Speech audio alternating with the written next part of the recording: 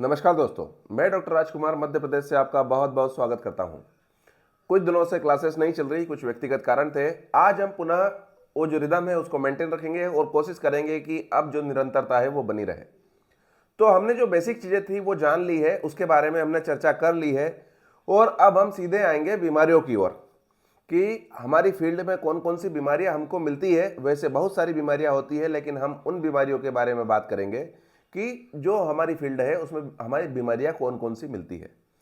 और जैसा कि हम जानते हैं कि जो सबसे महत्वपूर्ण चीज़ है वो है डायग्नोसिस। तो जब भी किसी पशु की बीमारी की डायग्नोसिस करना हो तो सबसे पहली जो चीज़ है वो ये होना चाहिए कि हमें बीमारियों के बारे में पता हो। दूसरी चीज़ है कि हम क्या अप्रोच रखें कि उससे जो मूल बीमारी है वहां तक पहुंच सके। तो हमारे पास 3 से 4 प्रकार की अप्रोच होती है जिससे हम किसी बीमारी की जड़ तक पहुंच सकते हैं। तो अब हम कुछ अलग अलग पैरामीटर पर हमारी बीमारियों को बांटने वाले हैं। तो सबसे पहला जो पैरामीटर है, हम मानते हैं कि तंत्र के रोग अपन जान लेते हैं कि सबसे पहली चीज तो हम बात कर रहे हैं बीमारी।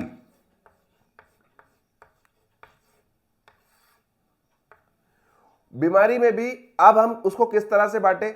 सबसे पहले तंत्र की जब हम बात करते हैं तो जैसे कोई बीमारी होती है, पता चला कि किसी पशु को दस्त लग गए, तो हमें ये दिमाग में आना चाहिए कि ये पाचन तंत्र से संबंधित चीजें हो सकती है।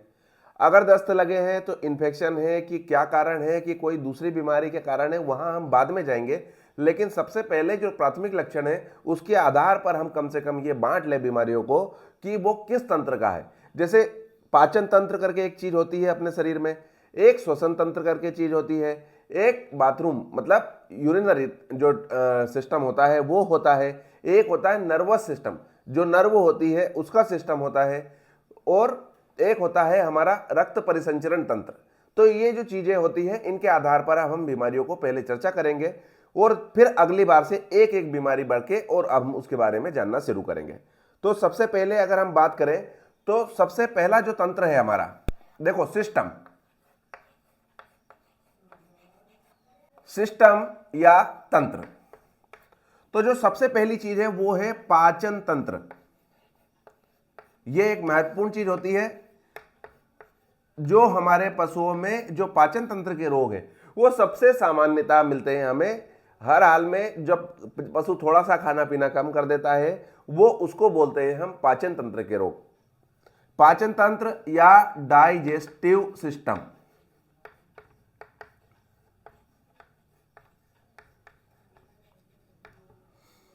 अब डाइजेस्टिव सिस्टम की अगर हम बात करेंगे तो इसमें कौन कौन सी बीमारी आएगी। इसमें बहुत सारी बीमारी आती है। सबसे पहली जो चीज है वो आती है या तो मुंह हो, लेरिंग्स हो, ईसोफेगस हो, इसमें कहीं पर भी सूजन हो सकती है। कभी कभी आपने देखा होगा कि जो पशु है वो खाना खाना बंद कर देता है, उसका टेम्परेचर भी लगभग नॉर्मल रहता है और उसके मुंह से बहुत सारी लार गिरती रहती है। तो उसमें जब हम उसका मुंह खोलते हैं तो वो पूरा लाल दिखता है हमें, छाले नहीं होते हैं। छाले एफएमडी की पहचान होती है। अभी हम बात कर रहे हैं स्टोमेटाइटिस की। इसका मतलब है कि जब उसका मुंह हम खोलते हैं तो लाल, बिल्कुल लाल सुर्ख दिखता है, उस पर सूजन टाइप दिखती है और जो पशु है वो खाने में दर्द का आभास लेता है, तो उसको बोलते हैं स्टोमेटाइटिस। तो जो पहला जो बीमारी है वो है स्टोमेटाइटिस, फेरिंजाइटिस, पेरिटाइटिस और इसोफेजाइटिस।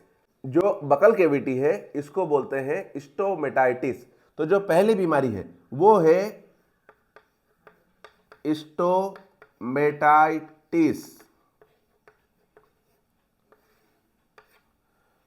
फिर फेरिंजाइटिस,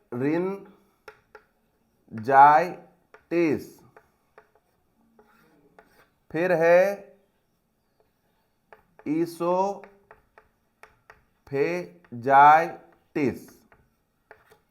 ईसोफेगस जो भोजन को यहां से लेके पेट में तक ले जाता है, जो रूमन तक ले जाता है, उस नली को बोलते हैं ईसोफेगस। जब आपने देखा होगा कि गाय या भैंसों में जब हम गले में ऐसे देखते हैं तो सबसे पहले तो एक कड़क कड़क नली दिखती है हमें। वो जो कड़क नली है वो है भोजन की नली नहीं है, वो है सांस की नली। उसमें ऐसे रिंग्स होते हैं, तो जो सांस लेता है जानवर, तो वो वाली जो नली होती है वो सांस की नली होती है। एक उसके थोड़ा सा अंदर, उसके अंदर की साइड एक और नली होती है, वो नली कड़क नहीं होती, वो लचलची नली होती है, उसको बोलते हैं ईसोफेगस।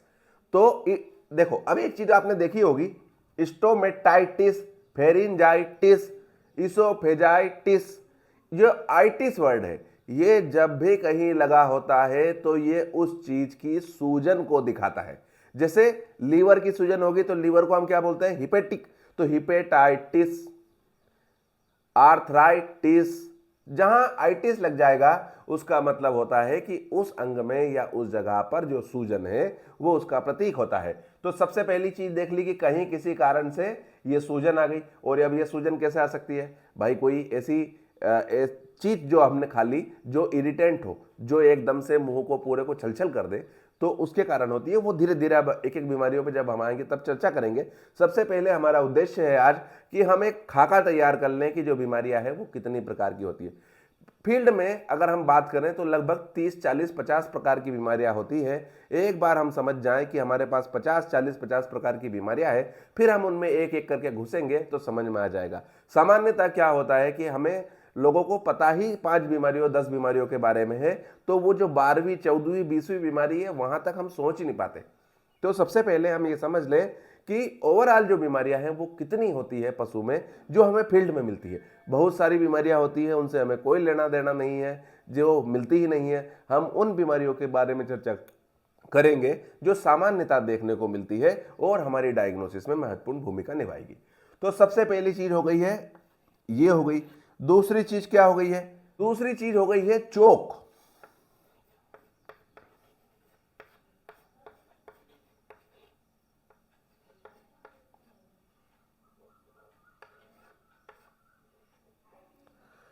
चोक, चोक का मतलब क्या होता है? हमने देखा कि कोई जो चीज है वो नाली है या पाइप है, वो चोक हो गया, उसमें कुछ फंस गया, तो जो पानी है और वो उधर से उधर नहीं जा रहा है।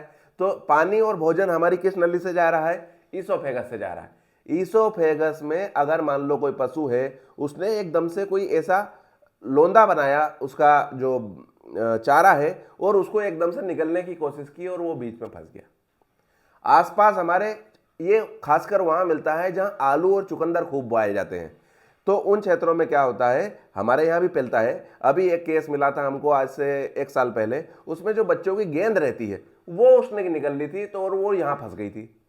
तो ये चोक, चोक का सीधा सा मतलब है कि जो भोजन पानी की नली है उसमें कोई चीज फंस गई है और अब वो भोजन और पानी को रूमन तक नहीं जाने दे रही है, उसको बोलते हैं चोक। इसमें भी पशु खाना पीना नहीं खा पाता है और जो भी पानी पीता है वो वापस निकाल देता है। वो क्या लक्षण होते हैं, किस तरह से होंगे, पुनः देखेंगे, बाद में देखेंगे, लेकिन ये भी एक बीमारी होती है। तो हमने अभी कितनी बीमारी देख ली? स्टोमेटाइटिस, फेरिंजाइटिस, इसोफेजाइटिस, और दूसरी बीमारी जो हमने देख ली है चोक। मतलब उसमें जो नली है उसमें कोई ना कोई चीज फंस गई है और अब वो उसको जो भोजन और पानी है उसको अंदर पेट तक नहीं जाने दे रही। तीसरी चीज क्या है? तीसरी चीज है सामान्य अपच। सामान्य अपच या इसको बोलते हैं सिंपल इंडाइजेशन।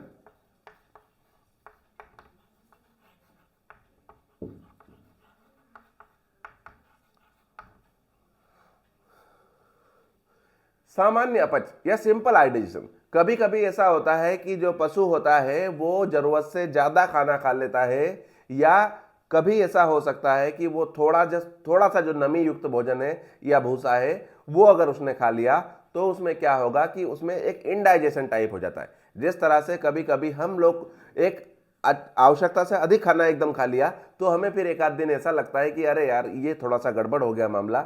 ये भी जो चीज है, पशु भी हमारी ही तरह हैं, वो भी हमारे ही जैसे जीव हैं। तो कभी कभार अगर ऐसा हो गया कि पशु ने कुछ ज्यादा खा लिया या कोई ऐसी चीज खा ली तो उससे क्या होगा कि जो सामान्य अपच टाइप का लगेगा, पशु उसमें एक आध दिन खाना नहीं खाता है, उसके क्या लक्षण आते हैं, किस तरह से चीजें होती है, वो भी हम देखने वाले हैं। तो अभी तक हमने 3 चीजों के बारे में देख लिया है, स्टोमेटाइटिस, फेरिंजाइटिस, इसोफेजाइटिस। दूसरी चीज है चोक हो गया और तीसरी चीज है सामान्य अपच हो गया।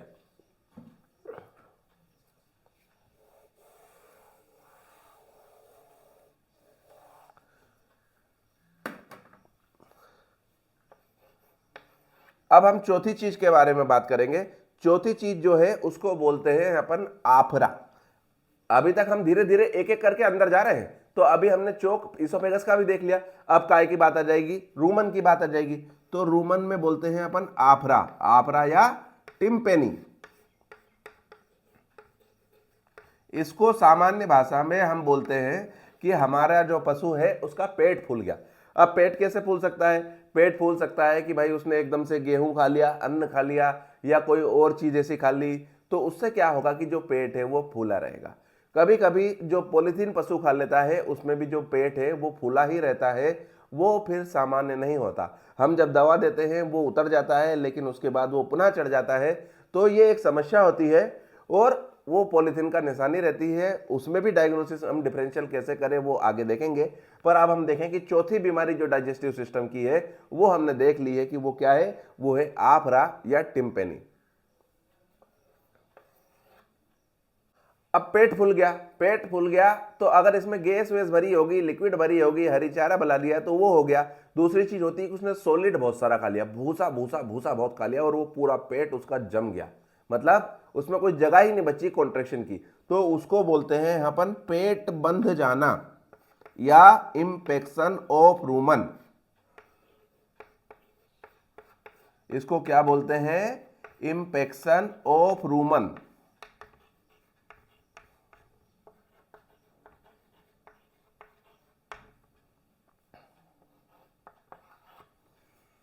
इंफेक्शन ऑफ रूमन मतलब जो रूमन की मोटिलिटी होती है। जैसा कि हम जानते हैं कि जो रूमन है पशु का, वो उसकी गति होती है, ऐसे ऐसे ऐसे ऐसे कॉन्ट्रैक्शन करता है। अब आप मुझे बताइए सबसे पहले कमेंट्स में, इसको पॉज करिए वीडियो को, कि जो रूमन है उसकी गति कितनी होती है।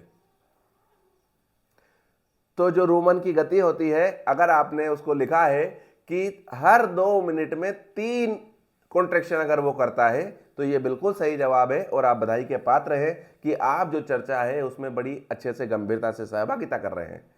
तो यहां देखिए कि पेट बन जाना मतलब जो उसकी रूमिनल मोटिलिटी है वो रुक गई है, वो चल नहीं रहा है। जब चल नहीं रहा है तो जो पेट है वो क्या हो गया, ऐसा ठसाठस भर के और रुक गया। उसको बोलते हैं इंफेक्शन ऑफ रूमन, कि पेट बंद गया भाई, उसमें भी जो पशु है वो खाना पीना नहीं खाएगा। इनके बारे में और डिटेल में हम चर्चा धीरे धीरे करने वाले हैं। आज हम बात कर रहे हैं कि जो हमारे पशु है उसकी बीमारियां कौन कौन सी हो सकती है। तो पाचन तंत्र में सबसे पहले देखा मुंह, गला, इसोफेगस में सूजन आ गई। जो दूसरी चीज है वो हमने देखी है चोक हो जाना, मतलब जो ये आहार नाल है इसमें कोई चीज फंस जाना, उसको बोलेंगे हम चोक। तीसरी चीज है जो हमने देखी है वो है, अब रूमन पे आ गए हम, तो रूमन पे क्या हो गया, सबसे पहली चीज तो सामान्य अपच हो गया। फिर उसके बाद क्या हो गया, उसके बाद ये हो गया कि भाई रूमन में आफरा आ गया, आफरा आ गया। उसके बाद क्या हो सकता है नई चीज, कि भाई जो रूमन है वो पूरा पेट भर गया, उसकी मोटिलिटी नहीं हो रही है। जब मोटिलिटी नहीं होगी तो उसको बोलेंगे हम इंफेक्शन ऑफ रूमन या पेट बन जाना। तो धीरे धीरे अब रूमन से हम कहा जाएंगे रेटिकुलम पे, फिर आंतों पे, फिर गोबर के आखिरी तक। तो इस तरह से पाचन तंत्र के सारे रोगों के बारे में हमें पता होना ही चाहिए। अब पेट बन जाना हो गया, अब रूमन के बाद काय में आएंगे हम, उसके बाद हम आएंगे रेटिकुलम में। क्योंकि जो गाय भैंसे होती हैं इनके 4 पेट होते हैं। सबसे बड़ा पेट होता है रूमन, उसके बाद रेटिकुलम, फिर ओमेसम, फिर एबोमेसम और उसके बाद से जो आते हैं वो शुरू हो जाती है। हमारे मामले में चीजें अलग होती है, हमारा एक पेट होता है और उसके बाद से ही आते हमारी शुरू हो जाती है। लेकिन जो पशु है उसमें 4 पेट होते हैं। और भगवान ने इनको 4 पेट क्यों लगाए? इन लिए 4 पेट लगाए क्योंकि हम जो भोजन खाते हैं वो डायरेक्ट कार्बोहाइड्रेट, प्रोटीन और ये खा लेते हैं। लेकिन चूंकि पशु हैं उनकी जो पहुंच है वो थोड़ी सी कम है, तो भगवान ने उनको चारा खाने के लिए, भूसा खाने के लिए, सबके लिए तत्पर तैयार कर दिया है। तो वो कैसे संभव है? उसके लिए उनने एक बड़ा सा थैला बनाया कि इसमें जो भी चाहे वो तुम खा लो, और उसके बाद उसमें जो बैक्टीरिया है वो अपनी क्रिया करते हैं और उस मामले को पूरा पचा देते हैं। तो ये ऐसी प्रकृति की व्यवस्थाएं हैं कि जो पशु हैं उनको भगवान ने 4 पेट दिए हैं। तो अब हमने देख लिया इंफेक्शन ऑफ रूमन देख लिया। अब हम काय पाएंगे रूमन के बाद रेटिकुलम। तो भाई रेटिकुलम में क्या हो सकता है? रेटिकुलाइटिस। क्या हो सकता है? ट्रामेटिक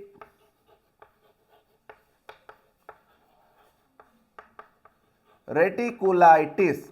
आइटिस मतलब ट्रोमा, ट्रोमा मतलब किसी चीज से चोट लग जाना। तो उसको बोलते हैं हम ट्रोमेटिक। तो रेटिकुलाइटिस मतलब रेटिकुलम जो है उसमें सूजन आ जाना। तो अगर किसी पशु ने कील, तार या कोई चीज खा ली है तो वो जाके रूमन में जाएगी और रूमन से वो रेटिकुलम में घुस जाएगी, और रेटिकुलम में अगर वो चीज चुभेगी तो वहां पर सूजन आ जाएगी, इसलिए उसको बोलते हैं ट्रोमेटिक रेटिकुलाइटिस। अभी जब ये रेटिकुलम को फाड़ देगी और ये हार्ट की तरफ चली जाएगी, दिल की तरफ चली जाएगी, तो उसको बोलते हैं हम ट्रोमेटिक रेटिकुलो पेरिकार्डाइटिस। मतलब रेटिकुलम की भी ऐसी तैसी मार दी है इसने, और जो ये वहां पर जो हार्ट है जहां दिल है वहां भी चला गया, तो उसकी जो पेरिकार्डियम है उसमें भी उसने सूजन करवा दिया है, तो उसको बोलते हैं ट्रॉमेटिक रेटिकुलो पेरिकार्डाइटिस। तो ये जो टर्म है इसको अपन समझे और वहां तक हम धीरे धीरे अब पहुंच रहे हैं। तो रेटिकुलम तक अब हम पहुंच गए हैं। ट्रोमेटिक रेटिकुलाइटिस ये चीज हमने पढ़ ली है। अब भाई ट्रोमेटिक रेटिकुलाइटिस के बाद ट्रोमेटिक पेरिकार्डाइटिस, जैसे आप ये अपन ने पढ़ा पेरिकार्डाइटिस कि भाई जो कार्डिया मतलब दिल तक वो जो सूजन है वो चुप के पहुंच गई है, तो उसको बोलते हैं ट्रोमेटिक पेरिकार्डाइटिस या ट्रोमेटिक रेटिकुलोपेराइटिस। आपने एक बीमारी सुनी होगी TRP, जिसमें यहां नीचे गले में सूजन आ जाता है और जो पशु है वो ऐसे हो जाता है और फिर ऐसे चलने लगता है और उसको चलने में बहुत समस्या होती है। वो TRP का केस होता है। उसमें जो जुगुलर वेन होती है पशु की वो फूली फूली दिखती है और इसका कोई इलाज नहीं है। जब वो इनिशियल लेवल पे होता है तब उसमें हम एक सर्जरी कर सकते हैं, लेकिन वो बहुत ज़्यादा कारगर अभी तक तो नहीं होती है। एक चीज़ होती है कि जब हमें शुरुआत लगे तब हमें वो चुम्बक आती है, ऐसी गोल गोल ऐसी लंबी चुम्बक आती है, हमने वीडियो में दिखाया है। उसको नली के द्वारा पेट में डाल दिया जाता है। जब वो पेट से रेटिकुलम में चली जाएगी और वो जो कील है उसको वो चिपकाएगी, तो वो जब चिपकाएगी तो उसको अंदर की तरफ से थोड़ी सी बाहर की तरफ वो खींच सकती है और उसमें रिलीफ हो सकता है। इस दिशा में एक प्रयास किया जा सकता है। तो वो जो TRP बीमारी वो यही बीमारी है कि वो उसको TRP क्यों बोलते हैं? ट्रोमेटिक मतलब किसी चीज से चोट लगी। रेटिकुलो पेरिकार्डाइटिस तो रेटिकुलम की पहले दीवार फटेगी, उसके बाद वो डायफ्राम फाड़ेगा, उसके बाद वो कहां पहुंच जाएगा? हार्ट में। क्यों?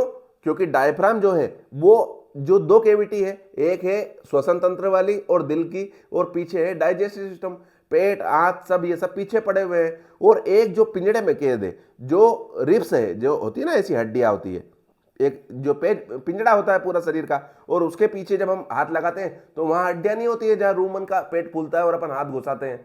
तो वहां क्या होता है? पीछे का सिस्टम वो उतना महत्वपूर्ण है, लेकिन सबसे महत्वपूर्ण चीज क्या है भाई? सांस लेना और खून की सप्लाई होना। तो उसको भगवान ने क्या कर दिया? ऐसी हड्डियों के पिंजड़े में बंद कर दिया, तो वहां पर वो चलता रहता है। तो वो हड्डियों के पिंजड़े वाला जो जहां हार्ट है, जहां दिल है और फेफड़े हैं और पीछे आंत का सिस्टम है, पेट का सिस्टम है, उन दोनों को अलग करने के लिए एक ऐसी दीवार बना दी भगवान ने, उसको बोलते हैं डायफ्राम।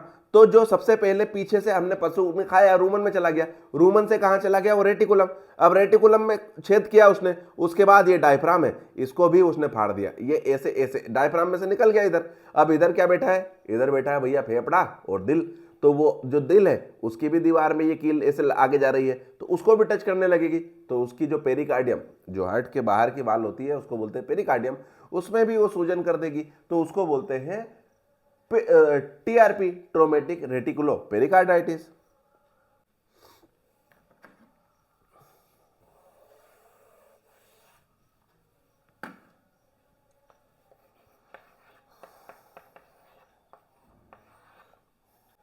अब इसके बाद क्या होता है? इसके बाद होता है diaphragmatic hernia, DH, diaphragmatic hernia. अभी जो हमने बात की है वही खेल है ये। इसमें क्या होता है कि जो रेटिकुलम है, अब ये क्या है? ये डायफ्राम है, इसके इधर क्या है? फेफड़े और दिल है, इधर क्या है?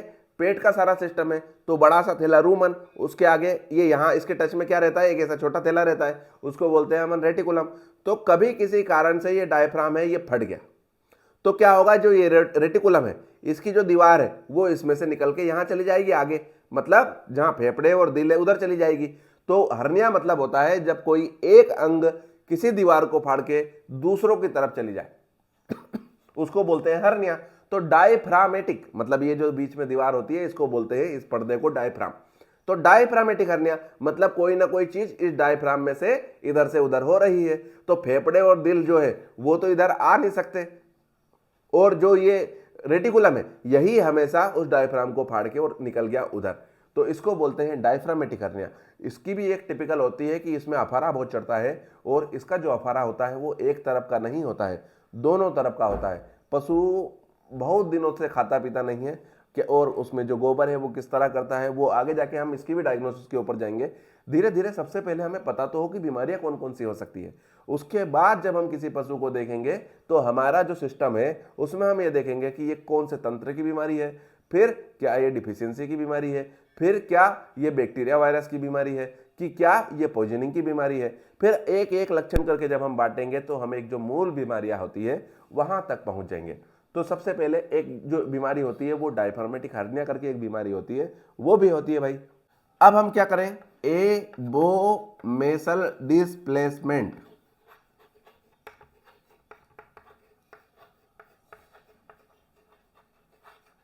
अभी हम एबोमेसल में देखो कितनी बीमारियां हैं। एबोमेसल जो है रूमन है, उसके पीछे एक और थैला है, 4 पेट है, तो दूसरा पेट जो है वो है एबोमेसम। रूमन रेटिकुलम, सॉरी, सबसे पहला पेट है रूमन, फिर है रेटिकुलम। रेटिकुलम की सारी बीमारियां देख ली कि इसने वो फाड़ के निकल गया। इसके बाद आता है ओमेसम, फिर एबोमेसम। ये 4 पेट होते हैं। तो जो चौथा पेट है या जो एबोमेसम है वो क्या हुआ, वो अपनी जगह से थोड़ा सा हिल गया। तो वो जब डिस्प्लेस हो गया तो वो अपना काम है वो प्रॉपर नहीं कर पाएगा, तो उसको बीमारी को बोलते हैं एबोमेसल डिस्प्लेसमेंट। ये भी फील्ड में जो है कभी कभी देखने को मिलता है। अब हम चौथे पेट तक पहुंच गए, तो अब क्या आ गई शुरू, आंत। तो आंत में क्या हो सकता है, एंटेराइटिस। आंतों में किसी प्रकार से किसी कारण से सूजन आ गई है तो उसको बोलते हैं एंटेराइटिस। आंतों में सूजन आ गई भाई,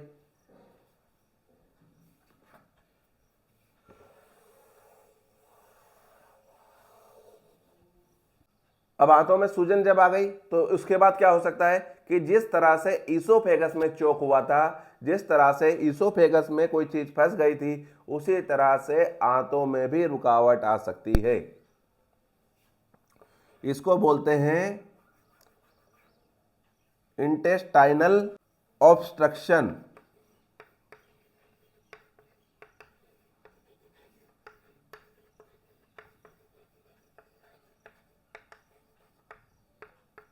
कभी कभी जो इंटेस्टाइन है इसमें भी कोई ना कोई चीज है वो रुक जाती है। अब इंटेस्टाइन में कोई चीज कैसे रुकेगी, मतलब क्या कोई उसने कुछ खा लिया जो जाके वहां फंसेगा, तो ऐसा नहीं होता है। दरअसल कभी कभी क्या होता है कि जो पशु है उसकी जो आंतें हैं वो ऐसी लंबी लंबी नलियां होती है। अब आप जो जो लंबी नली है वो एक नली दूसरी नली में फंस जाती है, उसको बोलते हैं इनटू ससेप्शन। इनटू मतलब अंदर, ससेप्शन खींच ली गई। तो एक जो नली है वो अंदर की तरफ उसमें चली गई है, उसको बोलते हैं। अब ये जब ये सी नली चली गई तो ये यहां से जाम हो गई, तो अब कोई भी चीज जो इधर है वो आगे नहीं बढ़ेगी, उसको बोलते हैं इनटू ससेप्शन। दूसरी चीज होती है कि जो आंत है इसमें ऐसी घड़ी पड़ गई, वो आंत ऐसे घूम गई तो उसमें बटा लग गया। जब वो बटा लग गया तो वो भी जो भोजन है उसको आगे गोबर को नहीं जाने देगी। तो ये 2 तरीके से जो आते हैं उनमें ऑब्स्ट्रक्शन देखने को सामान्यतः मिलता है। ऐसे भी केस जो है वो फील्ड में होते हैं। अब जब आंतों की सारी बात हो गई है तो अब क्या है, पाचन तंत्र में एक चीज और होती है जिसको बोलते हैं लीवर। तो लीवर में अगर सूजन वगैरह आ गई है तो उसको हम क्या बोलेंगे, हिपेटाइटिस। देखिए आइटिस आ गया वापस से। लीवर को हम क्या बोलते हैं, हिपेटिक। और हिपेटिक में अगर सूजन आ गई है, लीवर में सूजन आ गई है तो उसे बोलेंगे हिपेटाइटिस। हिपेटाइटिस जब समस्या होगी, लीवर से कोई चीज समस्या होगी तो वहां क्या होगा, जॉन्डिस, पीलिया भी हो सकता है, पीलिया भी मिलता है।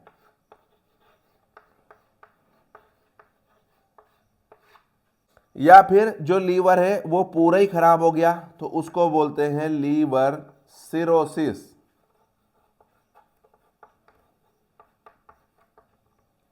जो लीवर है वो भी सड़ गया तो उसको बोलते हैं लीवर सिरोसिस। कैसे पता करेंगे कि लीवर हो गया? तो इसके लिए एसजीपीटी एसजीओटी जो टेस्ट होते हैं ब्लड के वो लगते हैं और उसमें फिर हमें पता चलता है कि जो लीवर है और किडनी है उनकी जो कंडीशन है वो किस तरह से होती है। ब्लड रिपोर्ट से भी हम बहुत सारी चीज़ें हैं उनके बारे में होते हैं। अब आगे जाके एक दिन ऐसा आएगा क्लास में जब हम ब्लड रिपोर्ट के बारे में भी चर्चा करेंगे कि जो कोई ब्लड रिपोर्ट है उसको किस तरह से पढ़ा जाए और किस तरह से समझा जाए और किसी बीमारी तक किस तरह से पहुंचा जाए, इस दिशा में बात करेंगे। तो सबसे पहले आज हमने जो तंत्र देखा है वो पाचन तंत्र देखा है। अब आप एक चीज देखिए कि पाचन तंत्र के अलावा और कौन कौन से तंत्र है जिनके बारे में हम जानेंगे या चर्चा करेंगे। तो दूसरा जो तंत्र मान लिया वो मान लिया हमने श्वसन तंत्र। श्वसन तंत्र मतलब रेस्पायरेटरी, जो सांस लेने वाला सिस्टम है उसकी हम इसमें बात करेंगे कि जो रेस्पायरेटरी श्वसन तंत्र हो गया वो उसकी कौन कौन सी बीमारी होती है, इस बारे में भी हम आने वाली जो बातें होंगी कल या परसों या आगे जो हम चर्चा करेंगे वो अब हम चर्चा करेंगे कल श्वसन तंत्र के बारे में, रेस्पायरेटरी सिस्टम के बारे में। तीसरा तंत्र क्या हो गया भाई? मूत्र तंत्र। मूत्र तंत्र जब हो गया तो उसको बोलते हैं यूरिनरी सिस्टम। यूरिनरी सिस्टम जो बाथरूम पशु करता है उसमें भी हमें देखेंगे कि उसके क्या लक्षण होते हैं और उसके भी कुछ रोग होते हैं। उसके बाद अगर हम बात करें तो श्वसन तंत्र, रेस्पिरेशन, तंत्रिका तंत्र मतलब नर्वस सिस्टम।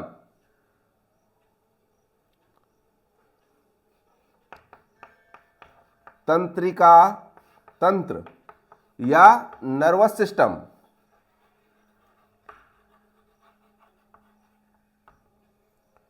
नर्वस सिस्टम हो गया। और एक और क्या चीज हो गई? एक हो गई है आंख, नाक, कान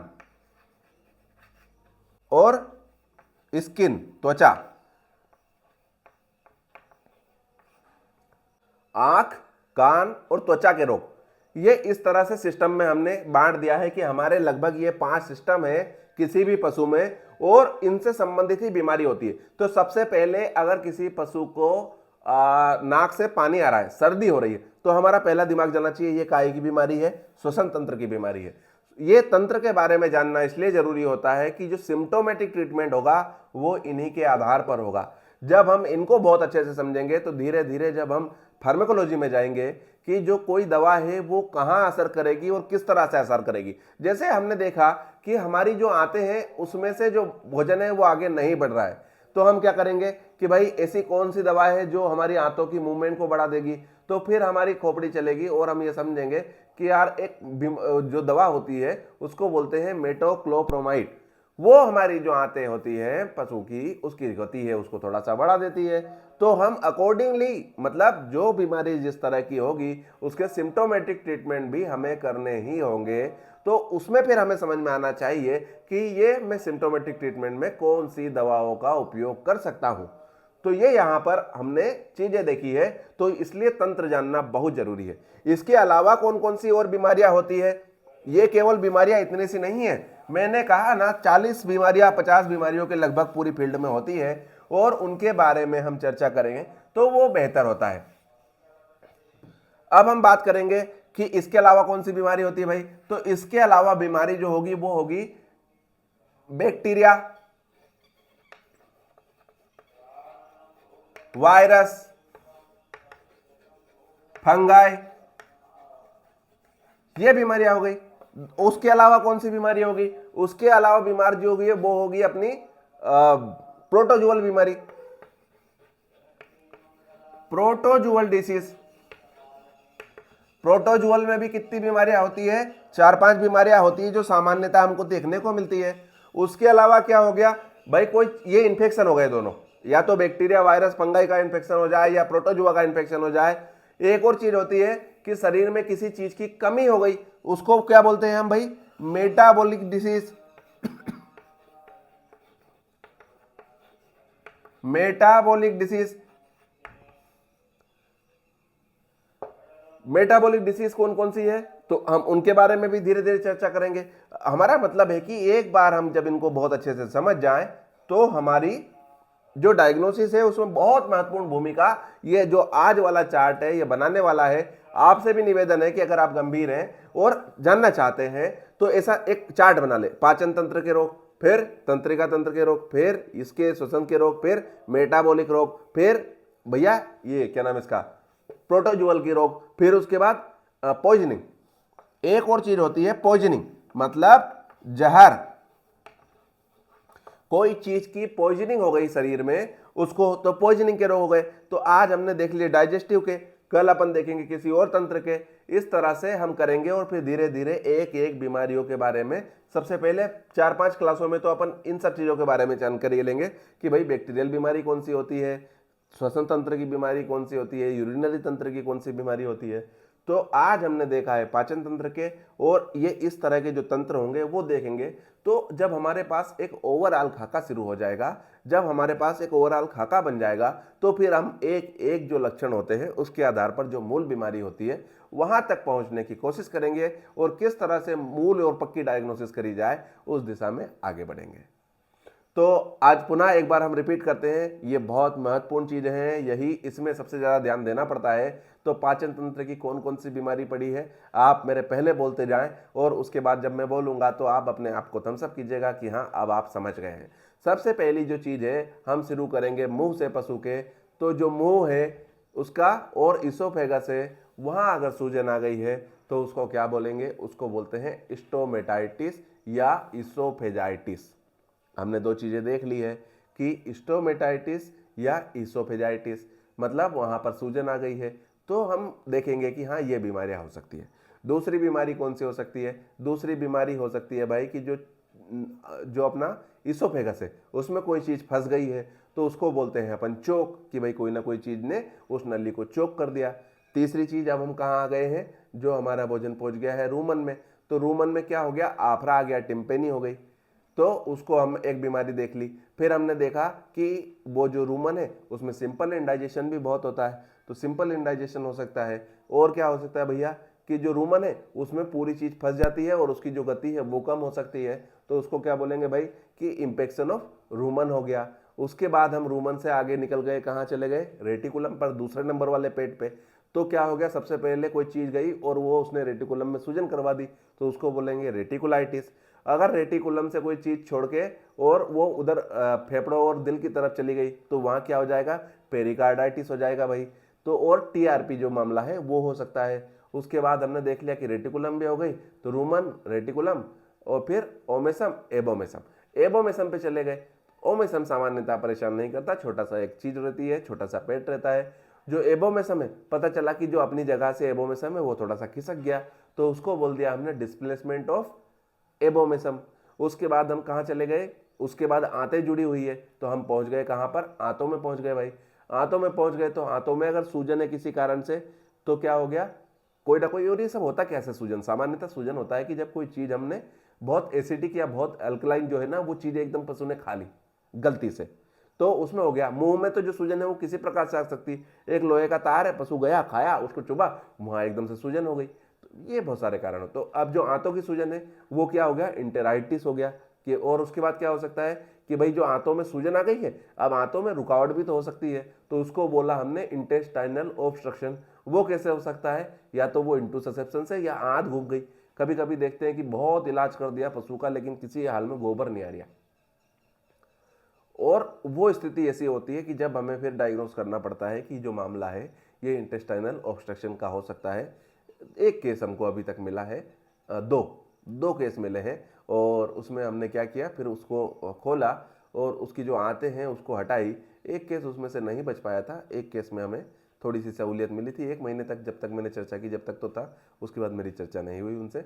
लेकिन 2 केस अभी तक मिले, ये केस बहुत कम मिलते हैं। ऐसा नहीं कि कोई जो पशु है उसने 10-12 दिन से गोबर नहीं किया और ऐसा हो गया, तो आप सबसे पहले ये समझ लें कि यार इसको हो सकता है, ये बहुत कम मिलती है, तो इतना आसान नहीं है।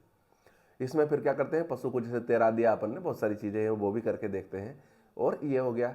अब उसके बाद क्या हो गया, हमारी जो आंतें हैं वो भी खत्म हो गया, पीछे गोबर हो गया, मतलब ये सिस्टम खत्म हो गया। अब आ जाएंगे आंत से संबंधित चीजें कौन सी है, तो आंत से कौन सी चीज जो पाचन तंत्र में भूमिका निभाता है वो होता है लीवर। तो लीवर में अगर सूजन आ गया तो हेपेटाइटिस हो गया भाई। जब पीलिया मतलब जो लीवर है उसमें सूजन आ गया, उसकी कार्यविधि प्रभावित हुई तो क्या हो जाएगा, पीलिया हो जाएगा भाई, बहुत तेज पीलिया होने लगेगा पशु को। तो इस तरह से जो हमारी बीमारियां होती है पशु की वो हमने देख ली है। या फिर एक और चीज हो सकती है कि जो बुरी स्थिति होती है सबसे ज्यादा, उसमें जो लीवर है वो पूरी तरह से सड़ जाता है, उसको बोलते हैं लीवर सिरोसिस। तो इनमें कौन सी बीमारी है ये कैसे पकड़ी जाएगी, अब धीरे धीरे हम ये देखेंगे और फिर धीरे धीरे आखिरी में हम केस डिस्कस करेंगे।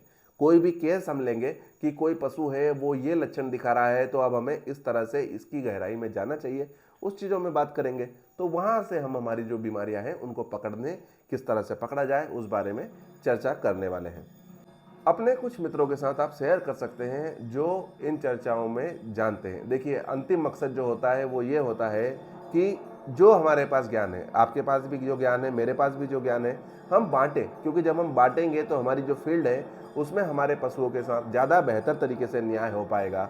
कभी कभार क्या होता है कि हमारी अनभिज्ञता की वजह से, एक केस देखा था मैंने सबसे पहले, उसमें वो बीमारी में पकड़ ही नहीं पा रहा था, मतलब समझ में नहीं आ रहा था कि यार ये क्या हो सकता है, और उसका कारण ये था कि उस बीमारी मेरे दिमाग से स्लिप हो गई। फिर मैंने, मेरे एक सीनियर है, डॉक्टर्स हैं, मेरे गुरु हैं, कुछ गुरु हैं मेरे, जब भी मैं फंसता हूँ तो उनसे भी चर्चा करता हूँ। उनने मुझसे कहा कि यार कहीं ये तो नहीं, और मेरे दिमाग में एकदम से आया और वो हल निकल गया और वो जो पशु है उसकी जान बच गई। अन्यथा अगर चर्चाएं नहीं होती और मैं चर्चाएं नहीं करता तो वो जो पशु है उसका शायद मैं इलाज उस दिशा में करता ही नहीं, और बेवजह हमारी अनभिज्ञता की वजह से उस पशु के साथ खतरा हो सकता था। तो चर्चाओं का विषय है, तो जो भी लोग हमारे साथ काम करते हैं उनके साथ आप शेयर भी कर सकते हैं चाहे तो। और जानकारी पसंद आई तो लाइक ज़रूर कीजिएगा, कुछ कमेंट्स कीजिएगा अच्छे।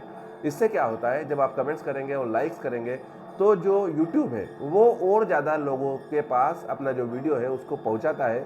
ऐसा मुझे किसी ने बताया है, यूट्यूबियन ने, भाई जो यूट्यूबर हैं उन्होंने मुझे बताया है कि ऐसा होने से ऐसा होता है। तो आप थोड़ा सा अपने लोगों को बोलिएगा कि वो लाइक ज़रूर करें और कुछ ना कुछ कमेंट्स ज़रूर करें। तो करेंगे, मिलजुल के प्रयास करते हैं, आगे क्या होता है देखते हैं।